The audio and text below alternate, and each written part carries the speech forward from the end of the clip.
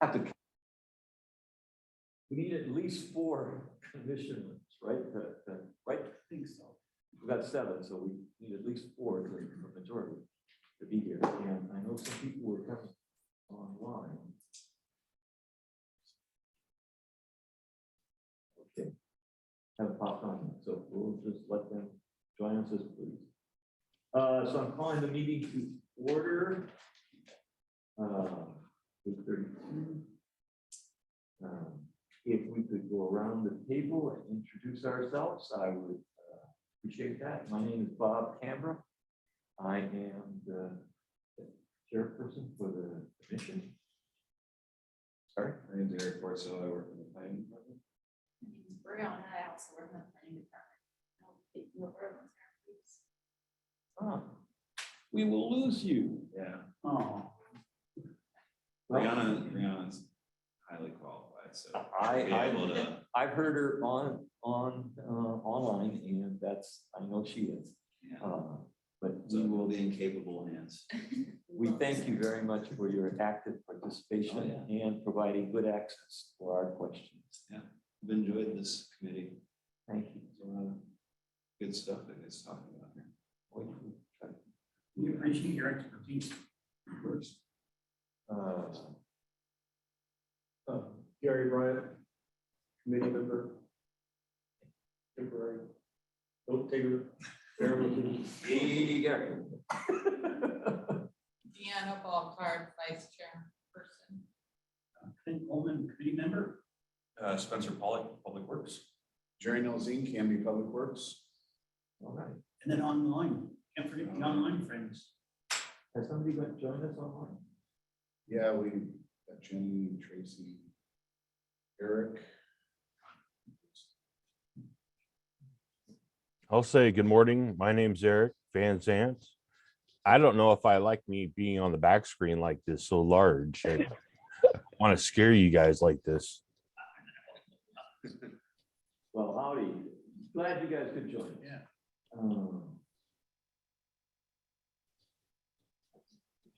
Okay, and Jenny, you want to introduce? Good morning. Hi. Morning. Is there anybody else on? Tracy.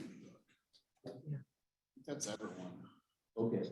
Eric, Jenny, Tracy Hensley's on there also. Tracy, you want to introduce yourself for the record? Well, I think y'all know me, Council President Hensley, and I am liaison to this commission. Okay, great, thank you. Let's look at our minutes, review the minutes. Has everybody had a chance to review the minutes? And I thank Deanne for taking the minutes and passing them out. Is there a motion for approval of the minutes? I move that we approve the March 9th, 2022 traffic safety minutes. Is there a second? Second, Clint and Eric. All those in favor of approving the minutes, say aye. Hi. Any opposed? Okay. All right. As you can see, we are still in need of a secretary. And we are rotating the secretary position until we get one. Today, Gary has volunteered to take the minutes. I did get an email from Jackie, who is unable to make it to today's meeting, that she may be interested in taking over the minute secretary role in June, after her coursework is done. Oh, cool. So that's a possibility, folks. But until then, we will continue to rotate alphabetically down the line to take the minutes. All right, citizen input. To the best of my knowledge, we don't have any outside citizens attending our meeting today. I don't have a gallery, things like that. If not, then we'll proceed to old businesses. Update on enterprise rental.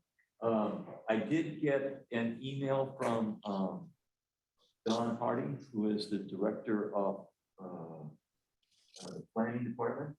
And he indicated that he had gotten back from, he hadn't received further information from Chris, who was his contact person at Enterprise. But he will continue to pursue them. There are supposedly looking at two different alternatives for that, their enterprise business. One is either renting local space from other businesses in that area. For example, maybe the funeral home or the church provide a off-street access for their fleet.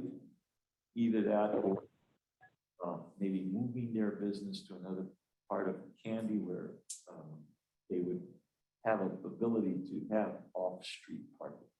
So we are continuing to work with the planning department and Don and the city attorney to monitor this. And it will continue on our agenda until some resolution.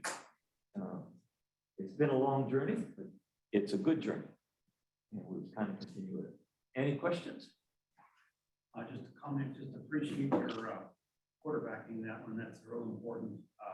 Not an easy issue to tackle, that along with the next item. And your just determination is going to see that through a positive solution. Well, it's a good reflection of how we have a good working relationship with the city departments, and we can continue to work on this in a good collaborative point of view. And I pass that. I look to you folks because if you to Don, we appreciate his patience. Hey, Bob, I think I do have a quick question about that. Have we given them any kind of time frame for finding a resolution? If you could speak a little slower, because it. Sure. I understand. Yeah, it echoes back on my end too. Have the city set any kind of time frame for resolution with the enterprise folks? Such as you need to resolve this by June, or are we just letting it take its natural course? I think Don has been really assertive in trying to get a resolution. He would prefer that it be a cooperative resolution because Sure. cooperative one has a better chance of success. And so that's why this thing is going out a little bit. But I have a lot of resolution in the near future.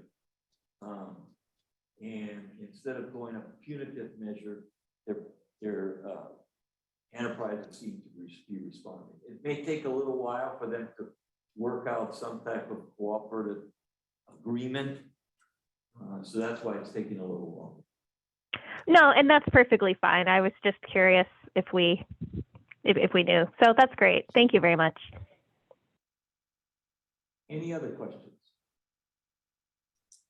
The second point was the Second and Third Street Subcommittee meeting,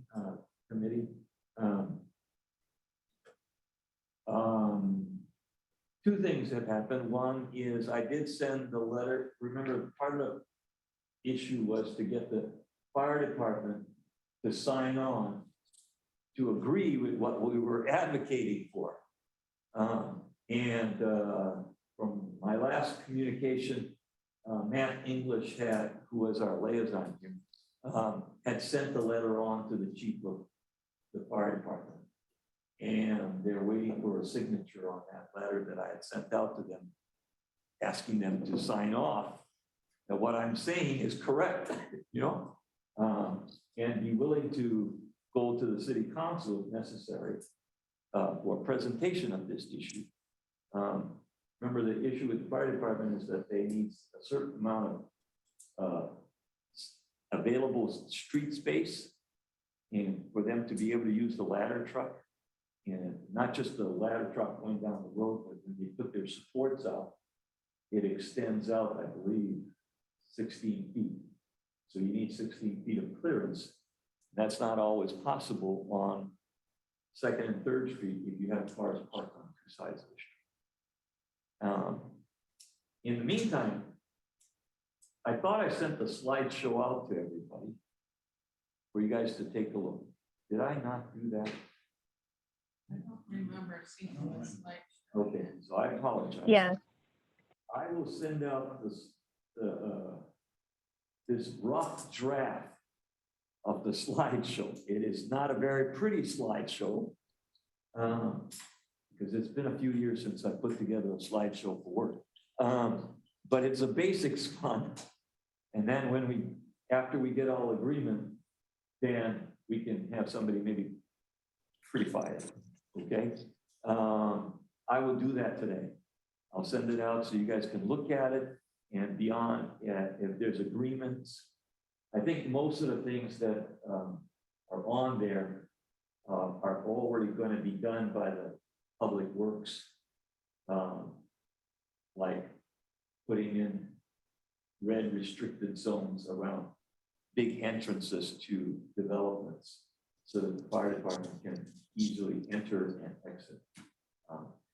And some of those things, but we'll send it out and it'll be on the agenda for discussion next month. Draft of the letters to the city regarding Highway 99. There were, last month, you asked me to split the initial letter into two different letters because it then dealt with two different topics. The two topics are, one, the no left turn sign, no left turns near the Ivy and Territorial intersection, notably from the car wash business and from the TNT market, and on the opposite side from the company on the other, the little store. 7-Eleven. Pardon me? There's a TNT market. 7-Eleven. 7-Eleven. So that was the one letter. The second with the lightest signal lights at the various intersections.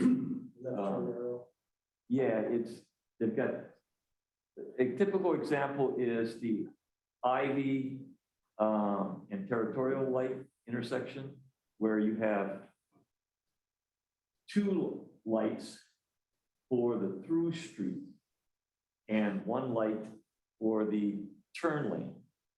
And the through street has these two lights that are pretty far apart. And in fact, one of them sits just about next to the turn lane light. And it's a little, it can be a little confusing because when that through street light goes green, there have been a few people who thought it was green for the turn lane. And so it's the reason why that light seems to have been put up at such a way distance from each other is theoretically that there's a national standard that says that if there's a large truck sitting in front of you and you can then look at this second light that's far off to the side to see that there's a red light. Of course, the truck not moving gives you a hint that there might be a red light. But anyway, and so we've written a letter saying that this is kind of confusing and that they should either move the lights back together again or eliminate it. So those are the two letters, and I've sent it out to everybody. But I didn't receive enough feedback. Some people have responded already and read it and told me they approved it. But I didn't receive enough people, so I am putting it out to you folks. Do you approve me sending those letters to the city as it was mailed out to you? I second that motion, Okay, who? or I approve, yeah. Yeah, or if you'd like us to make a motion, I would move that we approve Bob's letters to the city. Okay, Seconded. And then also. so Quinn, motion for approval. Deanne is seconding. Just want to confirm, I did receive one person who had sent me some edits. I reviewed them and I responded to that person, giving them the information that they needed. Some of the data that I quoted, such as the number of accidents and things like that that occurred in that intersection or that area, came straight from ODOT, from an email that had been sent to Public Works. Okay, all those in favor of sending those letters to the city, say aye. Aye. Aye. Any opposed? Thank you. All right, new business.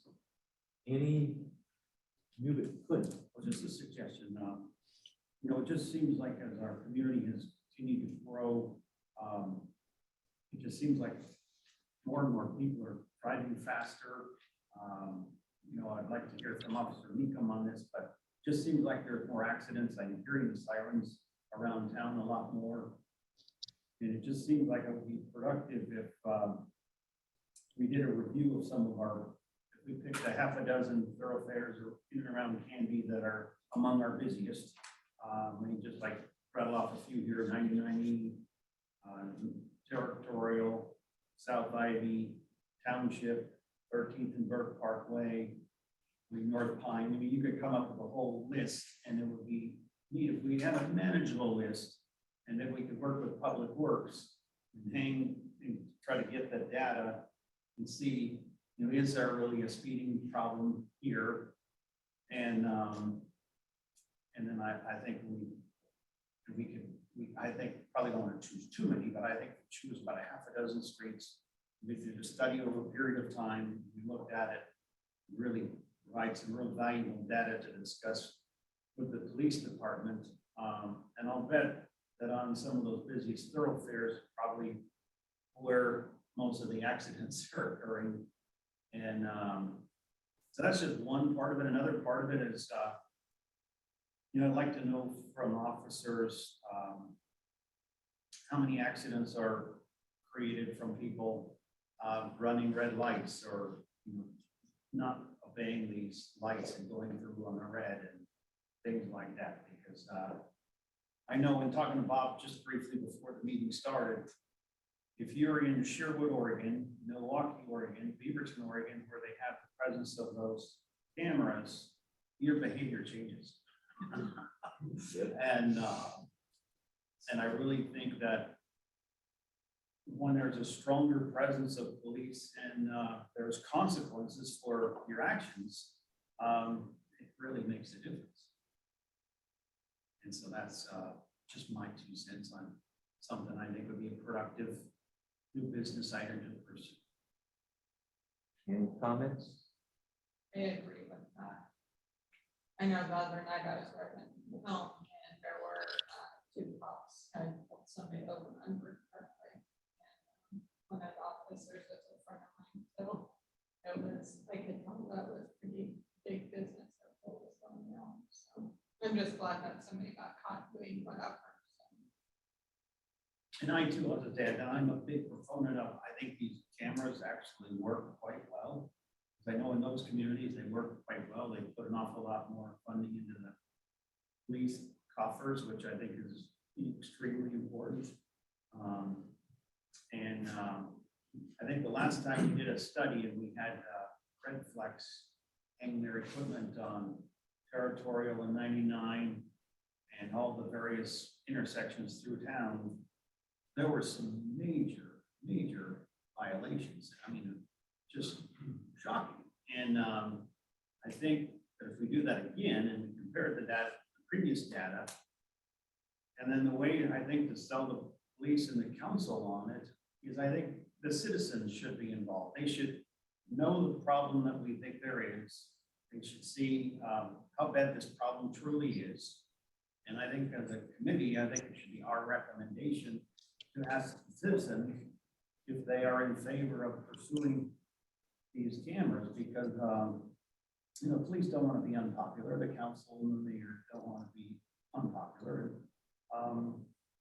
But if they truly see the problem and they choose to do nothing about it, then they have to live with the consequences. But in this case, there's truly a problem. There's, in my view, clearly a solution.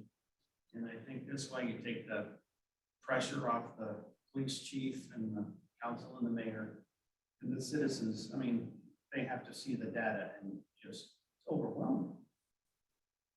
The other thing, the other benefit, just lastly, that we had though, it takes tremendous pressure off of our police force, in my opinion, to actually be out in the neighborhoods and making their calls. Because when they have to pull someone over on 99 especially, it's a very dangerous thoroughfare. People are just falling. And we want to look out for our officers and take care of us. That's just my 2 cents. Well, I'd like to have seen the report of how and why the semi turned over on the side, right there at 99. Right on Fred Meyer there. Yeah. So what? Now, I'd like to know what his excuse was to come out of there so fast. He turned up and was he going to I didn't see whose truck it was. And I just, in my opinion, he was going way too fast, and it's like trying to beat the trainer, trying to beat the left turn. So there's the human element. In this case, that was me. I'm sorry. Oh, it's But I would like to see before it was here, I'd like to see how they, what the problem here. I was wondering if he was running like a yellow or something. That's You the only know, thing I yeah. think is like, sure, then to turn it over, that takes a lot of speed. And it's not like he had, maybe he had a high load, but whatever. I'm not- Yeah, one thing to take into consideration is that he could have had his load shift on him. And that could have caused an overturn also. Yeah, Then he loaded it wrong. He's responsible for that load, he's responsible for the securing. There's no excuses, in my opinion, as a professional, there's no excuse for that. Well, accidents do happen. That's why they're called accidents. It can be prevented. and what we're in the process of doing is trying to find out, is there ways to kind of minimize the accidents? But both of you have good points of view. But I don't want to comment on Clint. Clint, at one time, like I said, did a very good study. We had a complete study with the Red Flex, gave a lot of data. And Spencer has been, from Public Works, has been really cooperative about putting up the radar speed detector portable one that the Public Works has on various of streets. And we have some really good data from about, I think it was 2019, 2020, when we went through all the streets. And they indicated peak times of things. So we have some really good previous data. I'm not, Spencer, would you be willing to? Yeah, it's pretty easy for us to go and set that up almost anywhere. Maybe you and I can kind of sit down and work out a plan about going through the streets on a regular basis and kind of gather new data to present to the city. Okay, let's proceed with that thing and try to see if we can. One of the things that speaks to Red Flex that I think I said, didn't know if I sent it out. There was an article in the paper about Portland with their new computer systems that was, I thought, really beneficial for all communities that are utilizing it. Previously, all the tickets that were identified on the computer systems in these neighborhoods had to be reviewed by a police officer before it was approved. The new legislation that came out is, which they allowed in Portland, is now they are allowing a civil servant to be able to review those tickets and approve them, review the data on computer and approve it so that they free up officer time without having to. So I thought that was a positive that would further enhance the willingness to adopt this system, you know? So maybe that's something we can.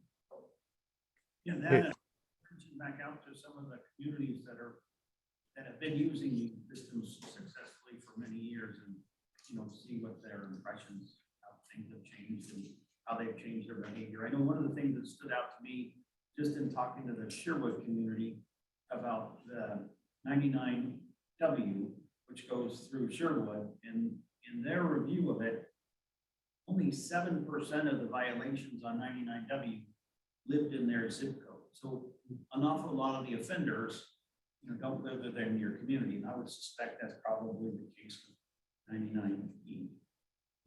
And I know for myself personally, I would love it if we put in the camera system and we got no tickets. Oh, That would be my goal, because that means everybody's not speeding. You know, I have no desire to have tickets go out there. I have a desire for people to slow down. Okay, we'll start working on this as a project. Going on, any other new business?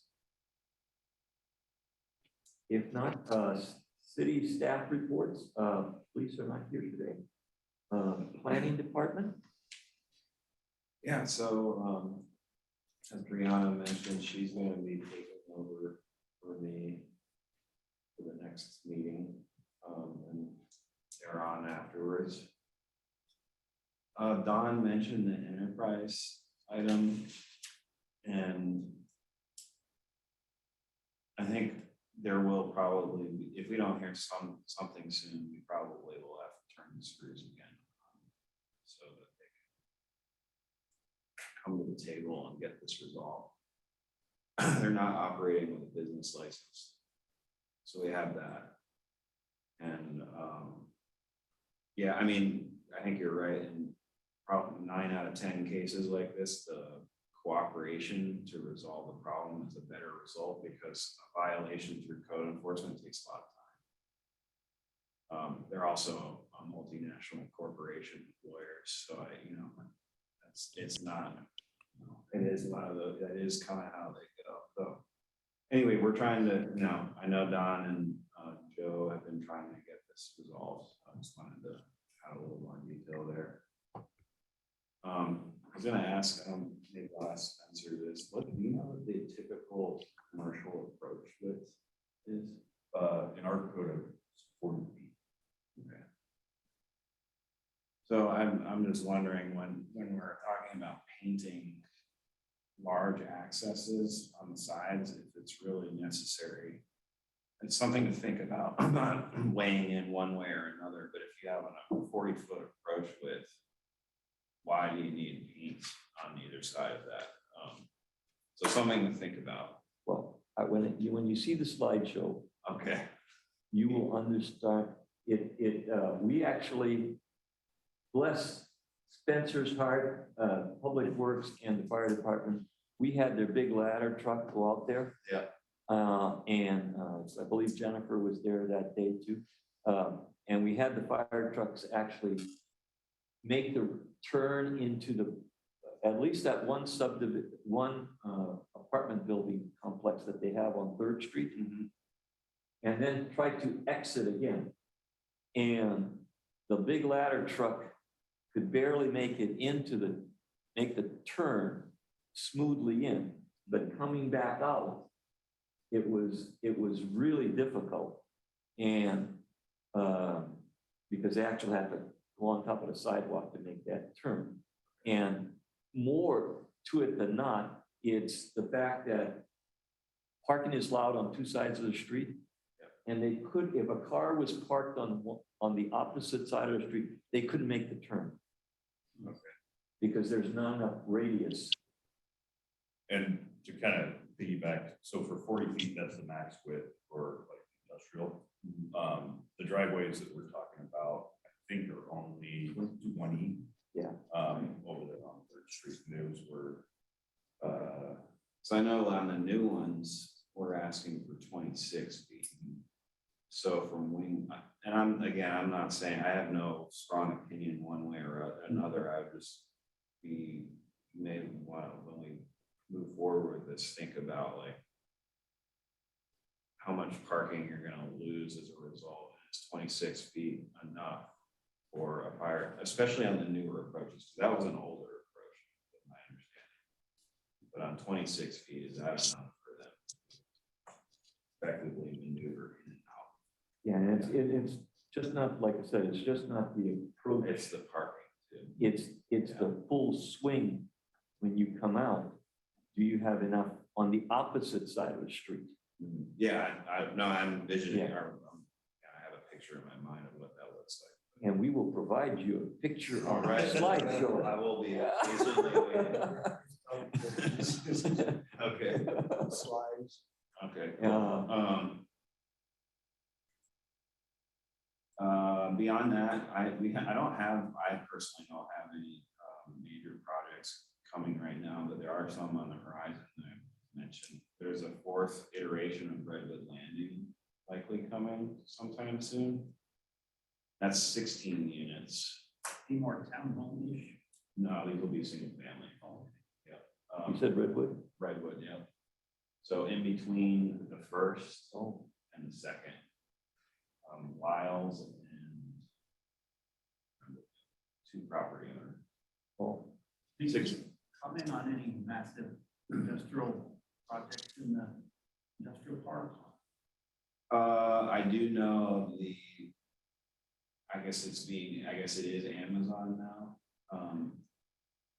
That, That near the Woodburn one, I'm sorry to interrupt you, but if you're coming north on I-5, you're not quite get to the Woodburn exit, and you look to the left. it's in the. Massive structure is an Amazon. That one is a different type of facility. I don't know. I know enough to be dangerous, but I can tell you that that project's in the works, and they've been working. I know Ryan's been working on the traffic study between Amazon, the county, and ODOT, and they've been bouncing back and forth for months now. So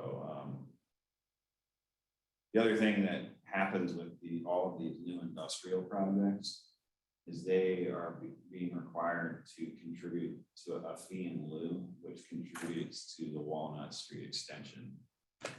So a portion of the traffic expectation of generation and amount of trips and where they go then goes into a formula which we require money to be paid to the city for. I love to take credit, but that's what we've been doing for a couple of your projects have already done this. So we're trying to be forward thinking about it and making sure that these industrial projects are paying towards the roads that they're going to be using. If I could ask you one last question, seems like in a lot of the new neighborhoods that are going in, I have to say Timber Park, you know, the way their planter strip is just top drawer. I mean, they keep it pristine, but a lot of developments, they really do a poor job of maintaining their planter strips. And North Redwood is a good example. It's Yeah. But aren't they required to keep those? I'm pretty sure that's the property owner. And I also think they, having read the CC&R, which is not a city function, but the CC&R is that they're supposed to keep those clean and tight. Yeah, because they're beautiful homes and they just look terrible when they, like, not mowing your lawn. Yeah, and you can correct me if I'm wrong, Spencer, but I think once the home's built, the planter strip is their obligation, so. And trying to remember, is Timber Park, is that an HOA? Oh, I'm sure it has to. I mean, they have like a lawn, Yeah. it's pristine, it's like a. Whereas I model. don't think that Redwood, Yeah, I don't think that they have an HOA, so each individual homeowner is responsible for their section. Which is probably. Probably where the, no, why is there such a big push for these planter strips versus just sidewalk? Well, they give, street trees give you the shade, is one big part of it. It's also helps with stormwater infiltration. It's also a good spot to have your dog poop. So you can, like go on the sidewalk. I'm kind of joking about that part, but. All right. No, but, and mostly it's for stormwater, it's for aesthetic purposes as well, so Okay. it's not wall to wall, concrete and asphalt. And especially on like last summer, once those trees mature, get a little bit bigger, they do provide some decent shade that will, you know, cool it down just a bit. Reduce the heat island effect. That's the general theory behind plant strips. And That's in my mind. just to add a little bit more, but it kind of also helps create a barrier between traffic and pedestrians. Yeah, okay. So, that was Redwood Landing 4. I know, I brought that up because I know that's been a topic of discussion here since I've been on this committee or been participating on this committee. Then there's another one that I wanted to mention that is in the works, and this is called Trail Crossing 2. And this is on Territorial.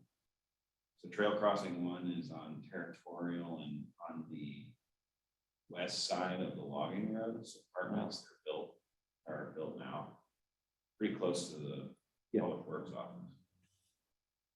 So on the other side, there's plans to annex and go through a pretty complicated process and build another 60 units on the other side. On the riverside of Territorial. On the It would be on the east side. east side of the Yeah. Forest Road. Oh, Yeah, okay. On the logging road, it's on the opposite side. Opposite side, correct. That's pretty early though, so, but it's, something to bring up. Called its zone high density residential. Was always intended, I think, to be what it's proposed as. So I wanted to bring that up. Here's a product I think is a little more lighthearted and fun. There's a Backstops planning on doing a pretty significant project, which is the renderings look fantastic. So should be pretty cool once it's built, if it happens. Be in the Candy Herald building, old Candy Herald building. Yeah. Yeah, it looks, the initial drawings I saw from the architects they look really cool. So it looks very similar to the existing building.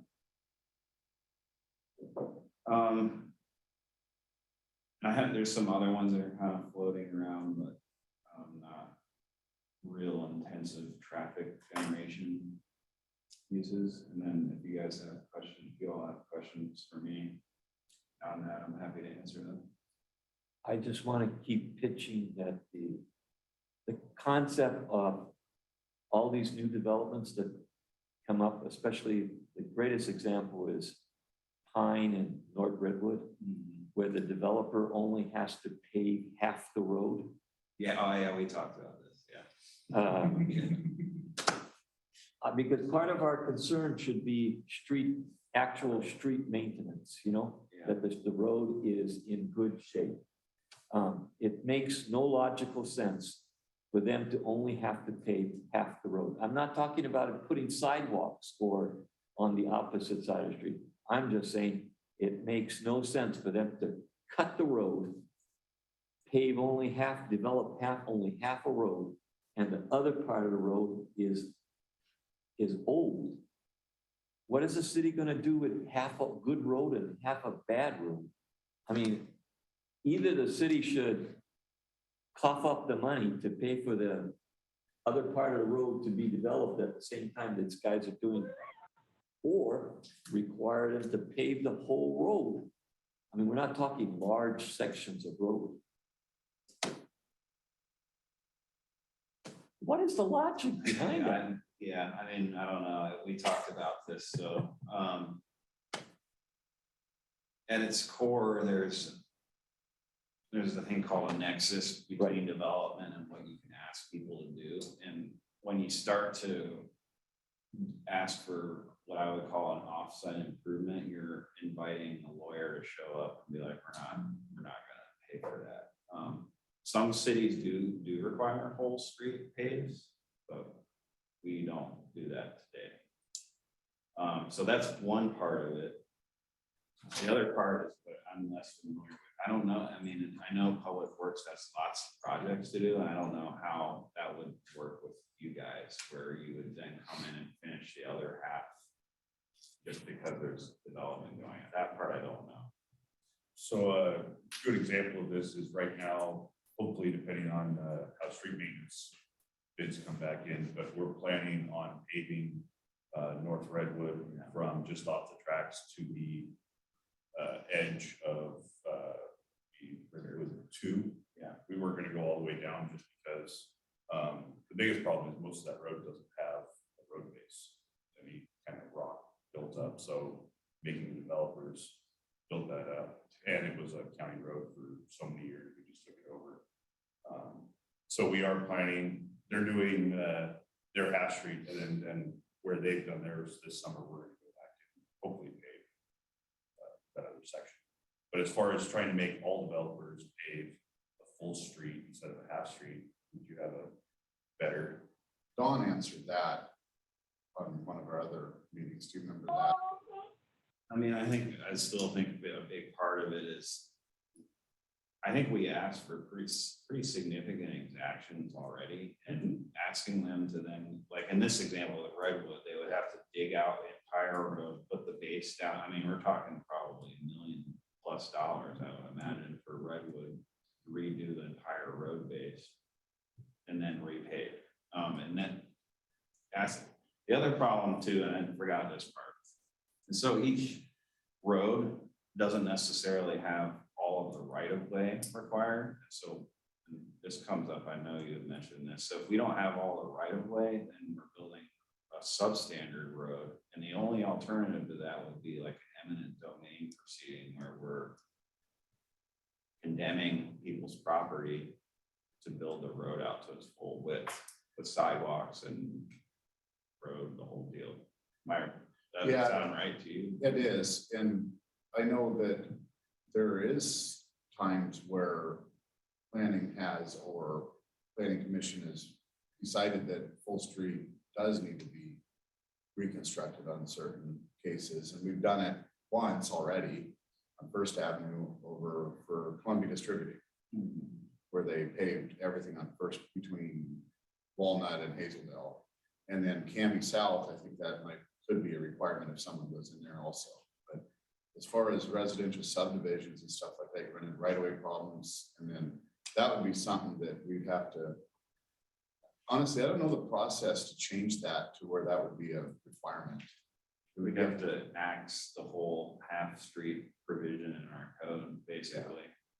I mean, I'm not the policy guy here. I don't wave the magic wand, but that's generally how it's worked. The two big problems for planning are, are we over asking for what they can do? And the right of way can be a big deal, because then we want to build the road out to its maximum potential and not do these half measures. You're right, trying to get the right of way from a property across the street. Yeah. Is a huge challenge. Yeah. Just remember, at this point, we're not talking about the full development, like putting sidewalks or anything on both sides. Just the practice of cutting a road and only developing half a road, Right. which then begs that you gotta go dig through it again, and the next time you cut out the other side, you're gonna destroy part of that, The sewers on that side, they gotta dig through there again. you know, so I mean, it just kind of, I mean, I don't think your idea is a bad one. I could bring this to Don and say, and we can talk when we have new projects, talk with Public Works and see if it makes sense to say, hey, we want you to put on another layer of asphalt down on the other side of the road. We're not asking you to rebuild or construct sidewalks, et cetera, on the other side, but we're gonna ask you to go ahead and lay down another surface of asphalt while you're doing the half street on your side. And that's kind of what it sounds like you're asking, right? I'm just saying, yeah, Yeah. I'm just saying, do a full, if you're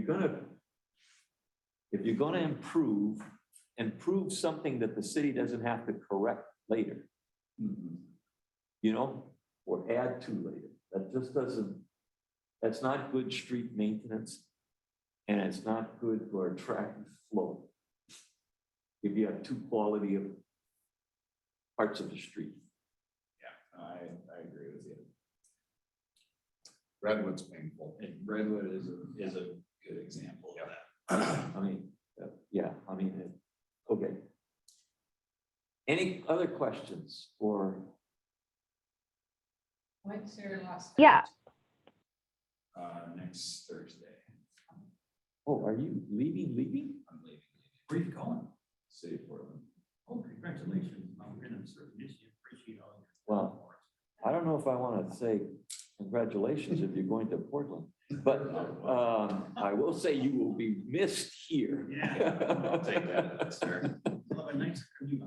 Yeah, more money, less drive. Good luck with it. Thank you very much for all your Yeah, of course. service.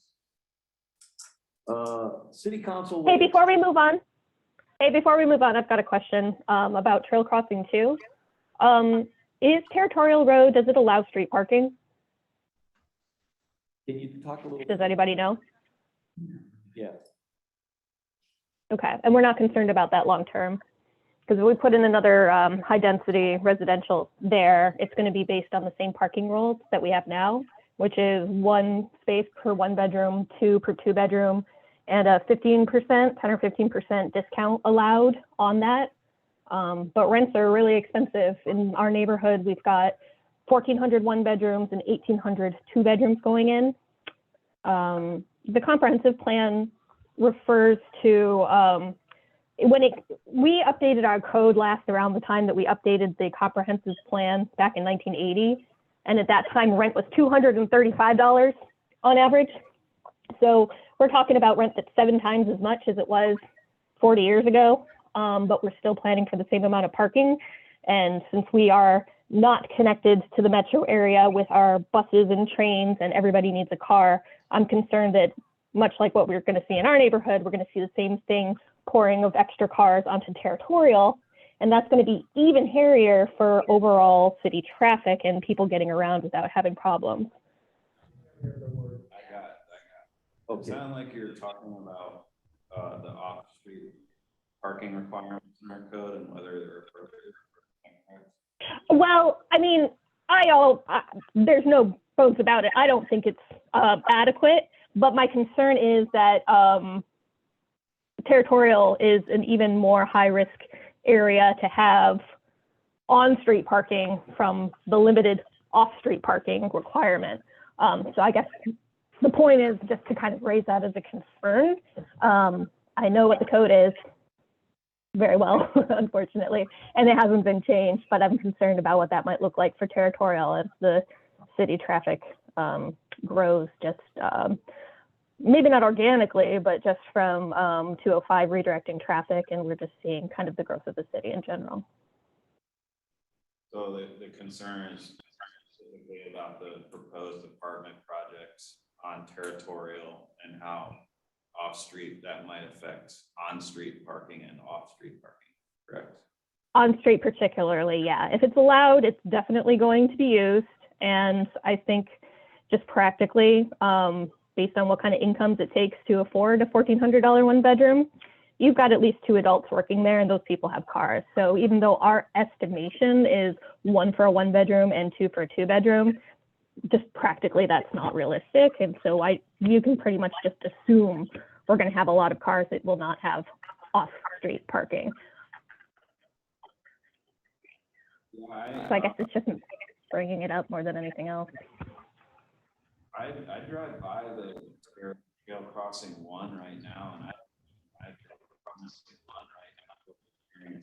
I don't see lots of cars on Territorial. They're parking on cars. So I don't know where if they're at full occupancy or not. I can tell you that I think we're going to look at our parking requirements. System and update that's coming. Sorry, this is breaking up a lot. It's not coming through. You think that there is going to be some review of the parking requirement or no? We will be looking at the parking requirements with our transportation system plan update, which is coming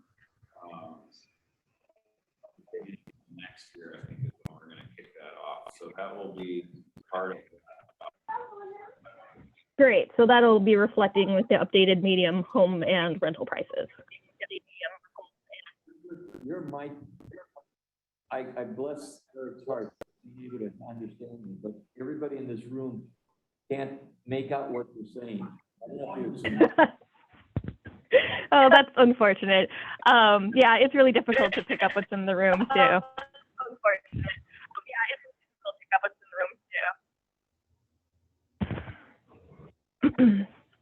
I think enough of it might have come through. Eric was saying that the comprehensive plan is going to be updated next year. And with that, the presumption would be that the median home and rental prices that our current plan reflects 1980 levels, where rent of a one-bedroom used to cost $235. And we know that that's more in line with $1,400 plus now.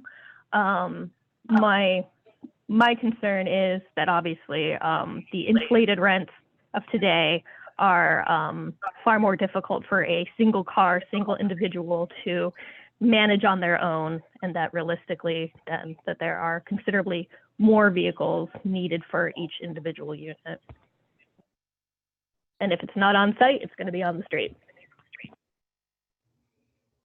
Yeah, I think I hear it. And I think I hear it. Prices are higher. That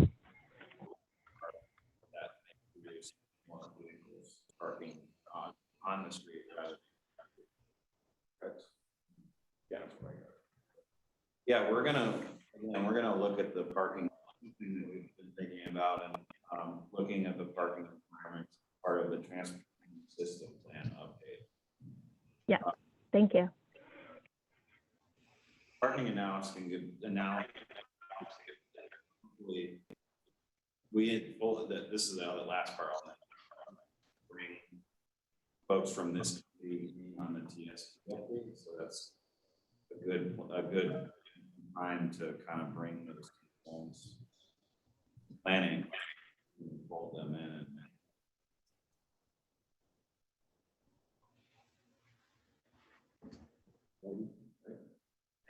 Yeah, thank you. Fire department is not here, so we'll move on. Stop here. Report. Oh, Todd, darn. Public Works. So like they talked about this a little bit, our street, we kind of have a list put together.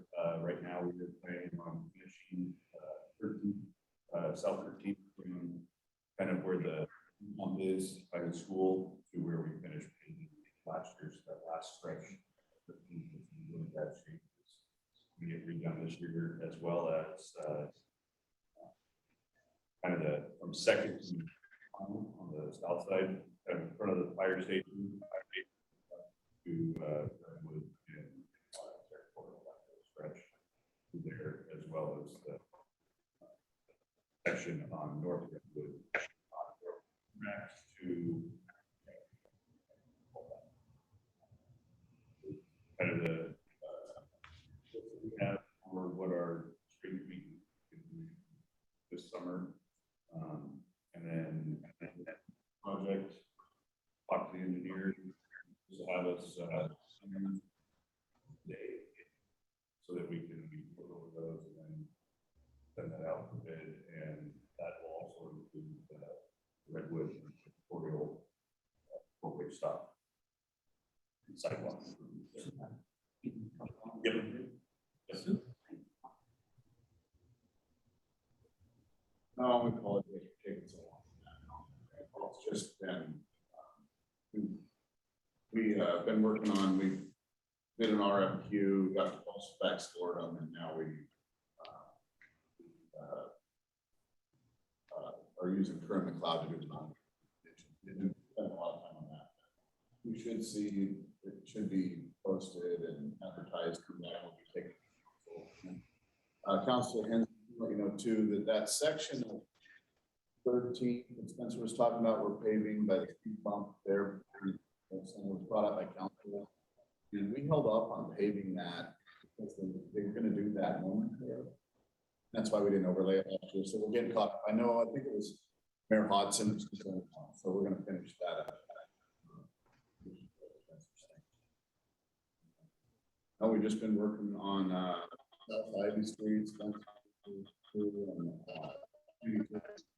got 3 phases. Power, something like that.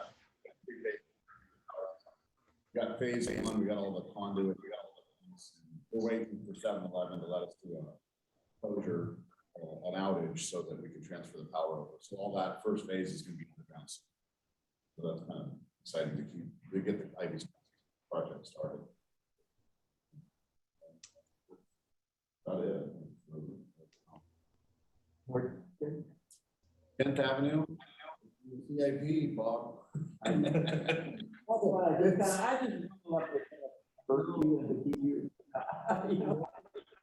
My plan, I'm gonna finish Locust and keep going around the corner. So, That's right. and we're gonna work with council on that, keep that as a priority. All right. Any questions for Public Works? All righty. Deanne? Don't you want Tracy? Did he- Tracy, I apologize. I am not, I jumped around too much. Councilperson Tracy. No, that's quite all right. I don't really have much of a report. Everything I can think of project-wise, Eric has pretty much touched on. Thank you, Eric, for your service to the city of Canby, and I wish you well in your new endeavor. And just a note for those of you who are Zooming with me today, if you're having the same problem hearing as I am, I'm going to be talking to Melissa about the mics in that room because it's been breaking up really bad. Yes, thank you. Council, just for feedback to the people, Eric and you are coming, I can hear you guys, your, whatever mics you guys are using are coming off really well here. Jennifer, you're the only one that has, whatever mic you're using, it's coming off kind of difficult. This poor old guy to understand. Okay. I'll swap one out and see if that helps. Gary? No, I've been too busy taking notes to have anything to bring up. And we appreciate you taking those notes, man. I really do appreciate it. I want to acknowledge for the world. All right. Thank you. All right, I'll get more details in a little while. My report is I've harassed you guys enough today, so I'll pass. Clinton? No, I pretty much took all the oxygen out of the room. All right. Jackie had sent me an email and she apologized for not being here today because she's preparing, her new job and, but she will be here next month. She talked about a lot of traffic tickets being given out in the Ivy school zone according to Canby now. I look at that as a positive because they wouldn't be giving tickets unless people were speeding. Concerns about the intersection at Sokoa and 99, and I think we talked briefly about that, especially with the truck. And something about construction in town, so I'm not too sure what that meant. But, all righty, Eric. I have no report. I'm good. All righty. And Jennifer. I have no report for you this time. Thank you. Okay. Bob, can I share some stuff? Sure. Okay, over the weekend, I think it happened Friday night, there was some graffiti done on the township rock wall. And then also, there was graffiti on my neighbor's fence on 13th and right across from Rockwood House or Rockwood Place. They have the fence in blue, and so my neighbor reported it to the police. But I just wanted to share what I saw on Facebook with I saw the township one first, and then later on Canby, now that got removed or something, because I told my neighbor to check that out, because I happened to be driving by to go to my mom's. I'm like, what's that on the fence? And so then I alerted my neighbor of their fence being tagged. So they reported it to the police, but I'm not sure who takes it from there, if the homeowner has to do something or if the police help out with that. It's up to the homeowner. Yeah, Okay, you gotta that makes sense. stomp that out immediately, if not sooner, right? Get the whole community involved.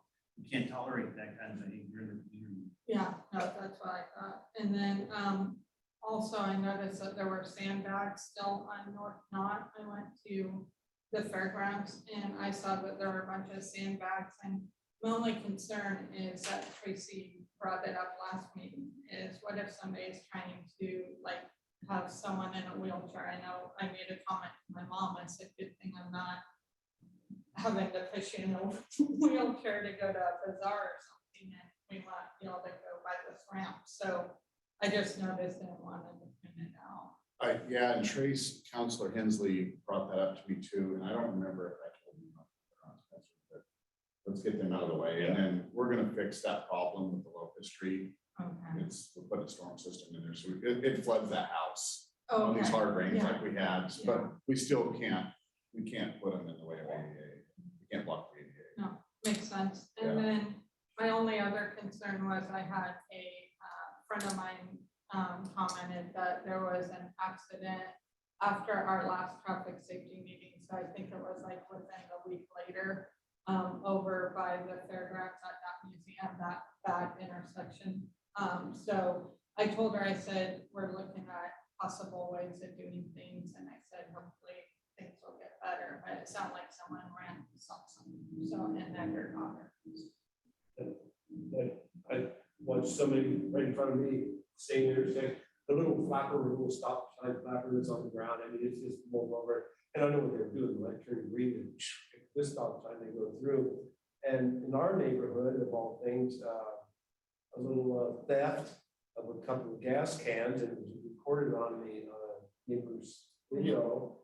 And they had the license plate number, turned out the license plate number was stolen off of another car, so just really couldn't do anything about it. So I think we're faced with a few growing pains here, maybe in our community, you see tagging and theft, and it's things are starting to come around a little bit.